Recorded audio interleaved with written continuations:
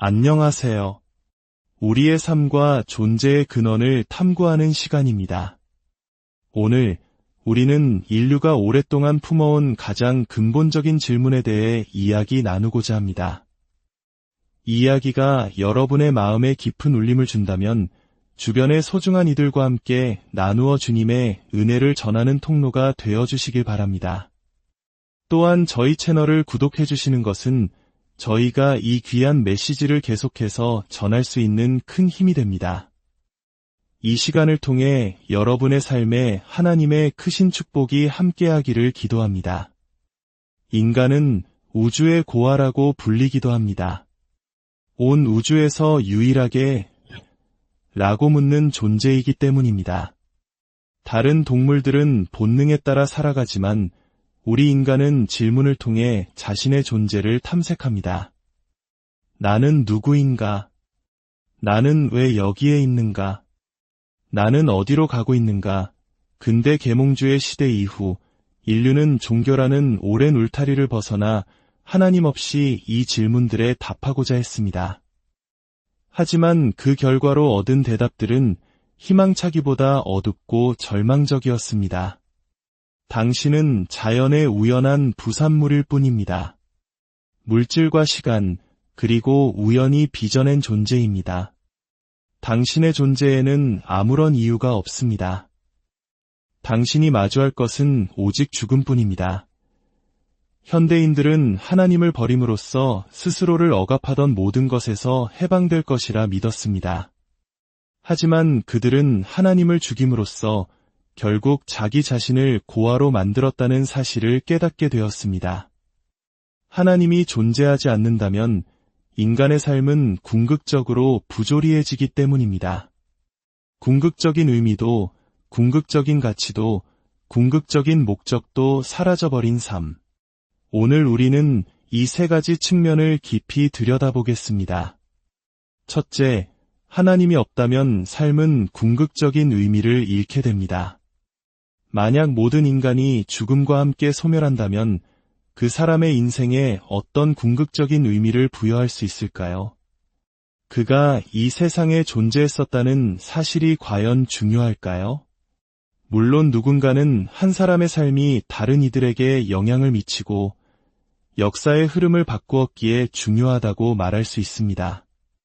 하지만 그것은 단지 상대적인 중요성일 뿐 궁극적인 의미는 되지 못합니다. 만약 우주 전체의 역사가 결국 아무런 의미 없이 끝난다면 그 역사의 한 부분에 영향을 미쳤다는 것이 무슨 의미가 있겠습니까? 인류는 결국 우주의 종말과 함께 소멸할 운명입니다. 그렇다면 과학자의 위대한 발견도, 의사의 숭고한 희생도, 외교관의 평화를 위한 노력도, 더 나은 세상을 위해 헌신한 모든 선한 사람들의 희생도 결국에는 모두 무로 돌아갑니다. 그 어떤 차이도 만들어내지 못하는 것입니다. 단 하나의 차이도 말입니다. 그러므로 개개인의 삶은 궁극적인 의미를 가질 수 없습니다. 우리의 삶이 궁극적으로 무의미하다면 우리가 삶을 채우는 모든 활동 역시 무의미해집니다. 대학에서 지식을 쌓기 위해 보낸 수많은 시간들, 우리의 우정, 우리의 관심사, 우리의 직업, 이 모든 관계들이 결국에는 아무런 의미가 없게 되는 것입니다. 이것이 바로 현대인이 마주한 공포입니다. 결국 아무것도 아닌 존재로 끝나기에 그는 본질적으로 아무것도 아닌 존재가 되어버립니다.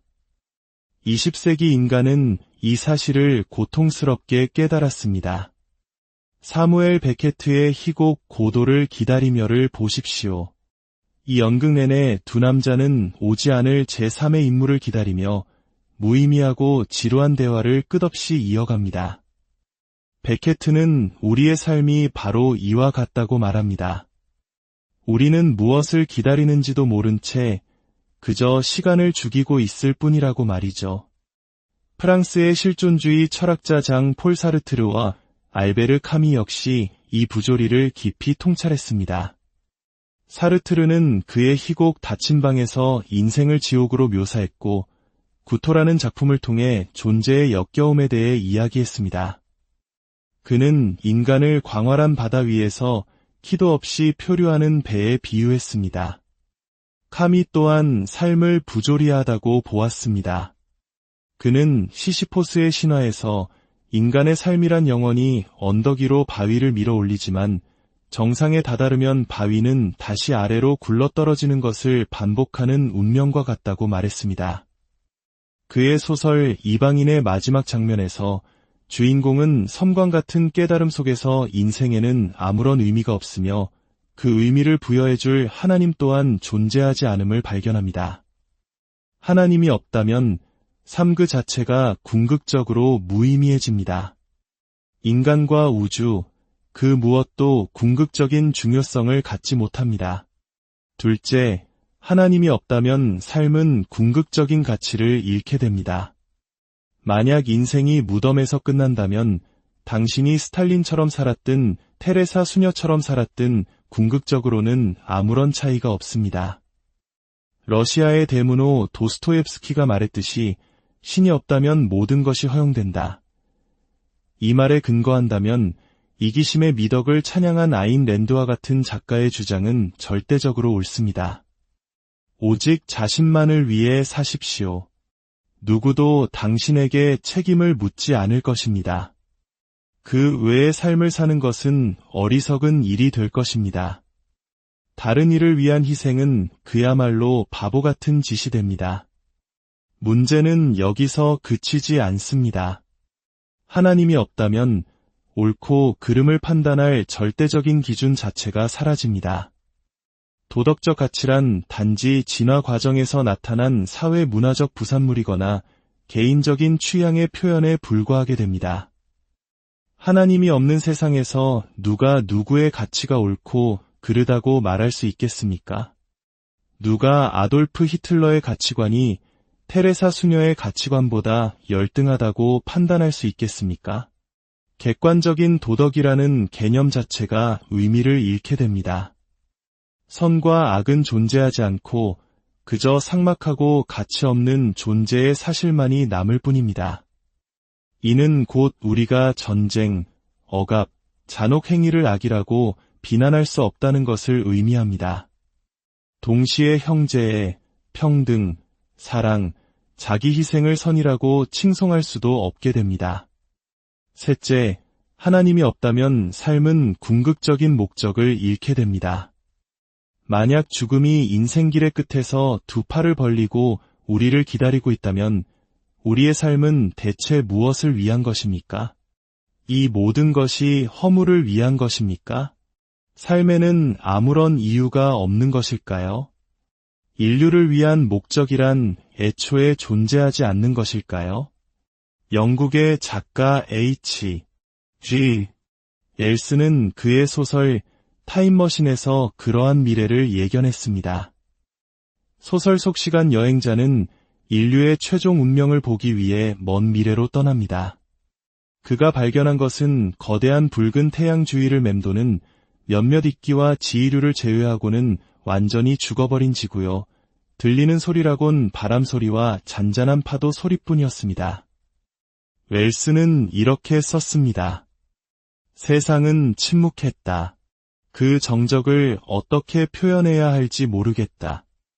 양떼의 울음소리, 새들의 지저김, 벌레들의 윙윙거림, 우리 삶의 배경을 이루던 그 모든 소란함이 끝났다. 그리고 시간 여행자는 돌아옵니다. 하지만 어디로 돌아온 것입니까?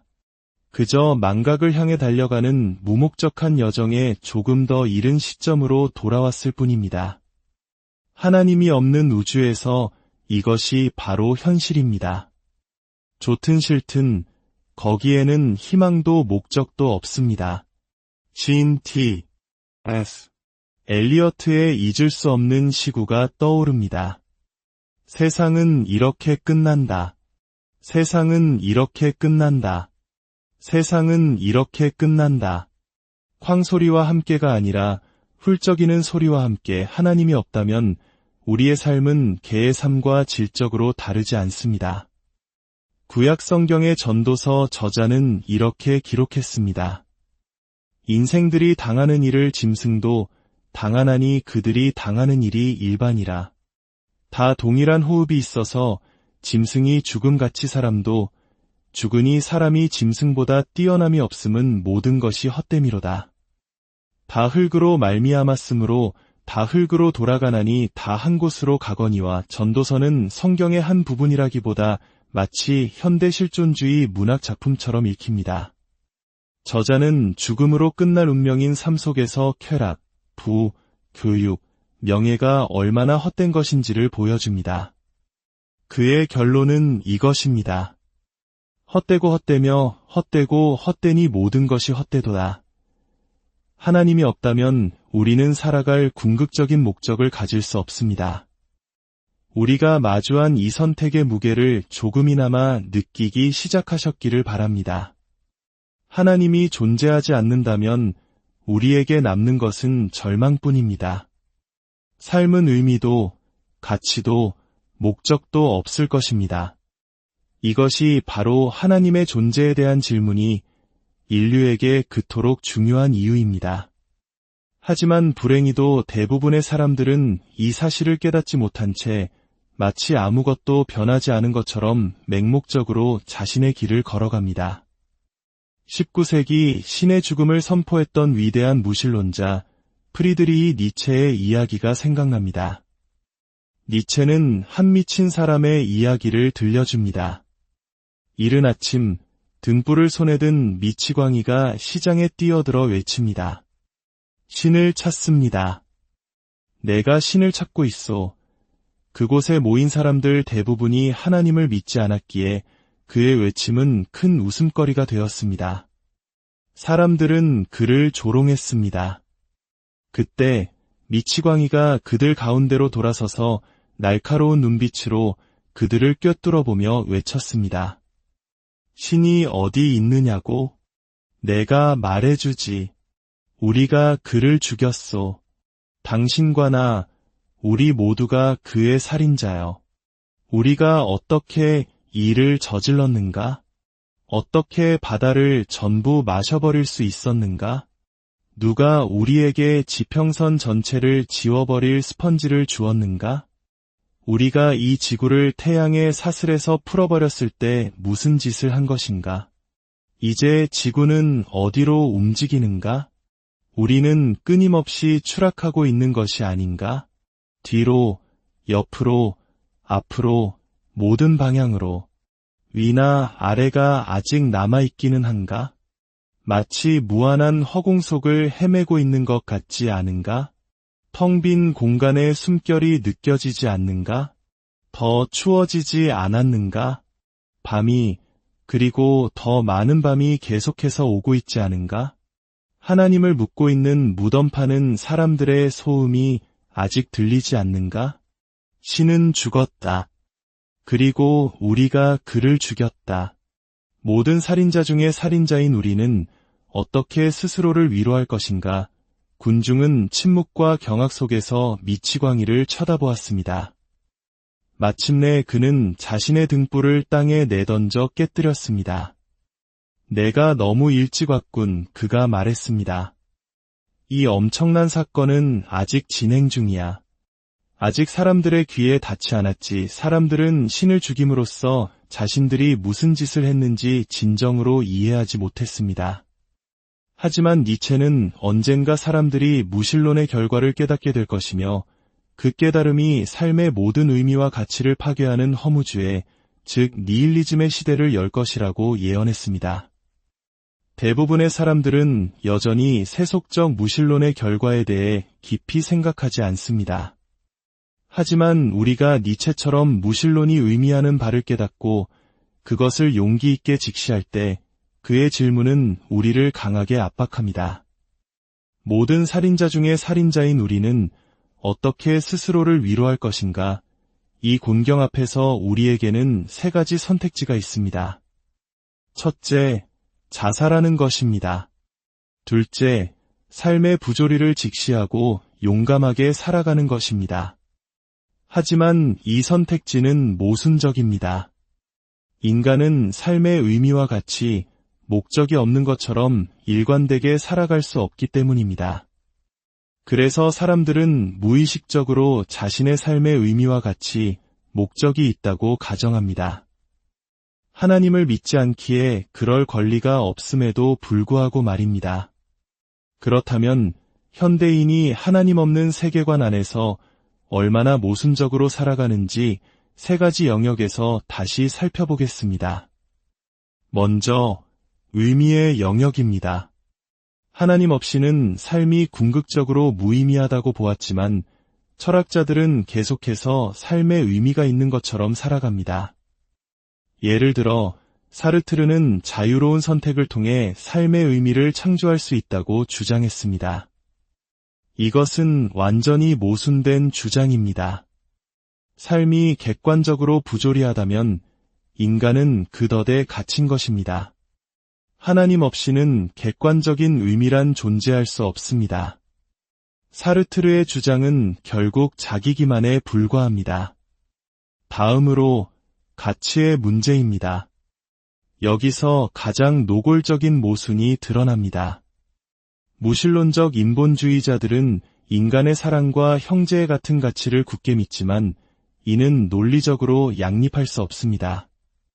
철학자 버트런드 러셀은 무신론자였지만 전쟁을 비난하고 사회 비평에 앞장섰습니다. 그는 도덕적 가치가 단지 개인적 취향의 문제인 것처럼 살 수 없다는 것을 스스로 인정했습니다. 만약 하나님이 없다면 절대적인 선과 악은 존재하지 않습니다. 그러나 인간은 그렇게 살 수 없습니다. 우리 민족이 겪었던 고통의 역사를 떠올려 볼 때 우리는 무고한 아이들을 학살하는 행위나 독재 정권이 자행하는 고문과 인종 청소 같은 악행이 결코 상대적인 것이 될 수 없음을 본능적으로 합니다. 우리 안에 모든 것이 외칩니다. 이것은 잘못되었다. 정말로 잘못되었다. 라고 말입니다. 하지만 하나님이 없다면 그렇게 외칠 근거가 없습니다. 마지막으로 목적의 문제입니다. 삶의 목적을 부정하는 대부분의 사람들이 행복하게 살아가는 유일한 방법은 스스로 목적을 만들어내거나 자신의 관점을 논리적 결론까지 밀고 나가지 않는 것입니다. 심리학자들은 현대인이 죽음 앞에서도 살아갈 수 있는 이유가 하나님을 믿었던 조상들의 영생에 대한 믿음을 무의식적으로 빌려오기 때문이라고 말합니다. 하나님을 거부하기에 더 이상 그럴 권리가 없음에도 죽음 앞에서 목적 있는 삶을 살기 위해 믿음의 도약을 하는 것입니다. 우리는 이 모순을 페미니즘 운동에서도 발견할 수 있습니다. 만약 하나님이 없다면 자연 선택의 법칙에 따라 종의 수컷이 지배적이고 공격적인 존재가 됩니다. 여성에게는 암컷 염소나 닭이 가진 권리 이상의 것은 없습니다. 자연에서는 존재하는 것이 곧 옳은 것입니다. 그러나 누가 그런 관점을 가지고 살아갈 수 있겠습니까? 아무도 없습니다. 이 모든 것은 우리에게 마지막 세 번째 대안을 제시합니다. 그것은 현대인의 세계관에 도전하여 하나님이 존재하시며 삶에는 진정한 의미와 가치, 목적이 있다고 주장하는 것입니다. 이것이 바로 성경적 기독교의 입장입니다. 성경적 기독교는 현대인의 곤경에 대한 해답을 제공합니다. 기독교 세계관에 따르면 하나님은 존재하시고 삶은 무덤에서 끝나지 않습니다. 그러므로 성경적 기독교는 행복하고 일관된 삶을 위한 두 가지 필수 전제 조건, 즉 하나님과 영생을 제공합니다. 기독교 세계관 안에서 삶은 의미가 있습니다. 왜냐하면 인류는 하나님의 형상대로 창조되었고 우리의 운명은 하나님을 알고 영원히 그분의 사랑 안에서 기쁨을 누리는 것이기 때문입니다. 삶은 가치가 있습니다. 왜냐하면 하나님의 거룩하고 의로운 본성이 선과 악, 옳고 그름의 절대적인 기준이 되기 때문입니다. 그 본성은 우리를 향한 신성한 계명의 형태로 표현되며 이는 우리의 도덕적 의무가 됩니다. 마지막으로 삶은 목적이 있습니다. 웨스트민스터 소요리 문답이 말하듯이 사람의 제일 되는 목적은 하나님을 영화롭게 하고 영원토록 그를 즐거워하는 것입니다. 따라서 성경적 기독교는 무신론이 무너지는 바로 그 지점에서 성공합니다. 길 잃은 우주의 고아가 마침내 집으로 돌아올 수 있게 되는 것입니다. 오늘 나눈 이야기가 성경적 기독교가 진리라는 것을 증명하지는 않습니다. 하지만 우리 앞에 놓인 선택지가 무엇인지를 분명히 보여줍니다. 만약 하나님이 존재하지 않는다면 인생은 헛될 뿐입니다. 만약 성경에 하나님이 존재하신다면 인생은 의미로 가득 찹니다. 이 두 가지 선택지 중 오직 두 번째만이 우리가 행복하고 일관된 삶을 살도록 해줍니다. 만약 두 선택지에 대한 증거가 완전히 동일하다 할지라도 이성적인 선택은 하나님을 믿는 것입니다. 죽음과 허무, 파괴 대신 생명과 의미, 행복을 선택하는 것이 비이성적일 수는 없습니다. 파스칼이 말했듯이 우리는 잃을 것이 아무것도 없지만 얻을 것은 영원입니다. 이 시간 삶의 의미와 목적을 찾아 헤매는 모든 영혼 위에 하나님의 깊은 평안과 사랑이 함께하기를 기도합니다. 당신의 삶이 더 이상 우주의 고아가 아니라 사랑하는 아버지를 찾은 자녀의 기쁨으로 가득 차기를 소망합니다.